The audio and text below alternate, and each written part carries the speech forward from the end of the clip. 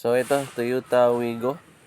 At hindi lang sasakyan na to, to all car owners. Ayaw niyo bang maging ganito yung sasakyan ninyo? Na parang tsokolate ang nasa loob ng engine.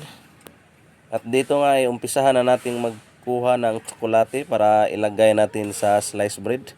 Yan oh. So napakakapal ng mga tsokolate dito oh. Sa mga gustong tumikim ay pre-test lang ito. Hindi biro lang to biro lang. So para hindi maging ganito yung mga sasakyan ninyo, so preventive maintenance ang kailangan. So depende pa rin yan sa viscosity ng mga oils na gamit natin. So katulad ng fully synthetic.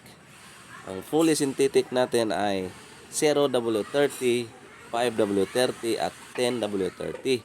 Kahit anong brand basta fully synthetic ay goods na goods yun sa 10,000 kilometers.